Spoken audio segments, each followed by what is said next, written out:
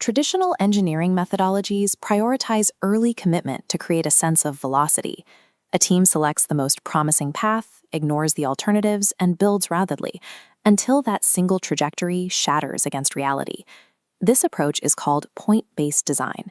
The organization picks a single solution at the beginning of a project and commits its resources to iterating upon that specific choice.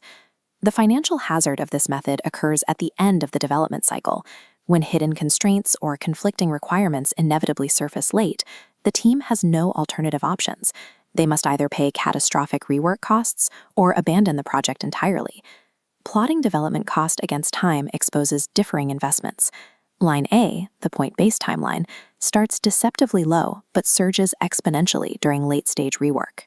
Line B, the set-based timeline, requires higher initial investment in parallel exploration, but late-stage costs remain flat and predictable.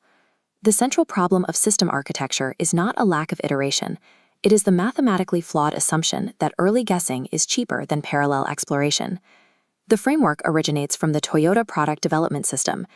Researchers observed that Toyota achieved faster convergence by moving slower initially, keeping multiple competing options alive. This is the core thesis of set-based design, or SBD. Instead of committing early, teams explore a wide set of feasible solutions in parallel. They progressively narrow this set as hard evidence accumulates, and they defer their final commitment to the last responsible moment. The governing axiom of SBD is simple. It is always cheaper to eliminate a bad option early through lightweight parallel exploration than it is to iterate backward from a failed single path. The first principle of set-based design is to understand the full mathematical range of feasible approaches before any narrowing begins. This maps a program's design space using independent dimensions, architecture approach on the x-axis, delivery model on the y-axis, and implementation strategy on the z-axis. Explicitly mapping these prevents conflating decisions. A setback with one vendor won't collapse the entire system. When teams skip this mapping phase, they unconsciously anchor on familiar, easily accessible approaches that come to mind first, completely bypassing superior alternatives. Mapping the design space ensures absolute coverage. It transforms abstract possibilities into trackable data points that can be evaluated systematically.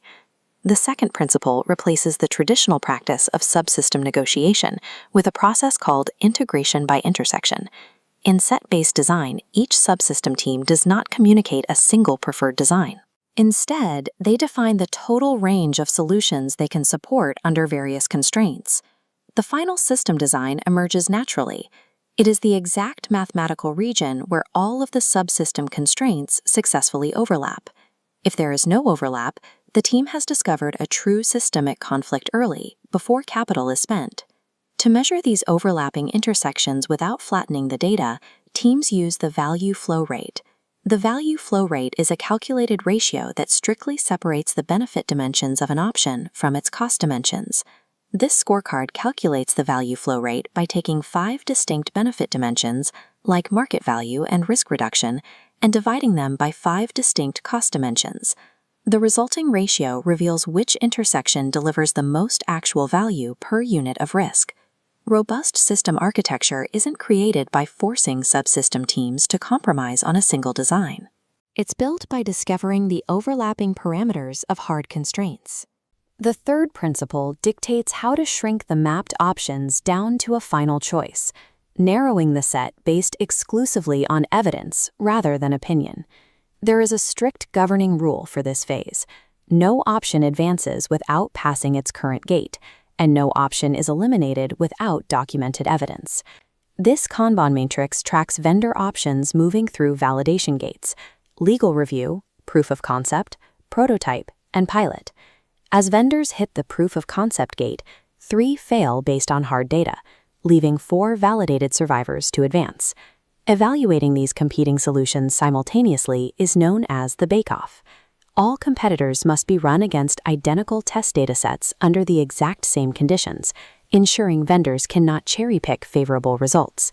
Phased narrowing establishes a fully auditable trail of evidence. It protects the organization from eliminating a promising path on a gut feeling and prevents signing contracts before technical viability is proven. These set-based principles directly shape the final architecture of modern enterprise systems, especially when routing automated work. Instead of betting on a single path, set-based design runs multiple processing levels simultaneously. This ladder routes inputs with over 95% confidence to full automation, 85 to 95 to hybrid, and under 85 to manual review. By structuring the system in parallel, the organization generates immediate revenue and captures valuable system learning through the manual and hybrid tiers, all while the highest tier of full automation is still maturing. Building parallel architecture embeds structural flexibility into the system from day one, acting as the ultimate insurance policy against vendor failure or shifting requirements. In a traditional project, health is measured by checking the percent complete against a fixed timeline. In a set-based design program, that metric fails entirely because the plan is deliberately designed to be flexible. This table outlines the confidence level framework, an alternative metric that assesses how much systemic margin a project has left. At every milestone, the engineering team must ask a core diagnostic question: how many independent things must go wrong simultaneously for the system to miss its objective? A system at level 4 is optimized. It holds enough validated options that it can easily absorb individual setbacks. A system at level 3 is unsustainable. The team has consumed too much margin, narrowed their options too aggressively, and now requires absolute perfection to succeed. True program health is not measured by strict adherence to a calendar. It is measured by the mathematical volume of failure the system can absorb without collapsing. To execute this level of parallel restoration without grinding to a halt, organizations use a specific structure called the Joint Task Force, or JTF. The JTF combines platform architects, data scientists, legal counsel, and operations into a single unit. Crucially, these members must be fully dedicated to the effort. Borrowing staff part-time from functional departments introduces the exact handoff delays and bottlenecks that set-based design is meant to eliminate. Even with the right structure, the greatest threat to a set-based program is the external pressure to commit to a single path too early. Premature convergence happens when leadership demands immediate answers, or team fatigue overrides the structured gating sequence. When you abandon the evidence and pick a single option early, you collapse the mathematical safety net of the entire set. Set-based design is ultimately an organizational discipline. It is the systemic refusal to rely on early guesswork, utilizing structural optionality to engineer mathematically guaranteed outcomes.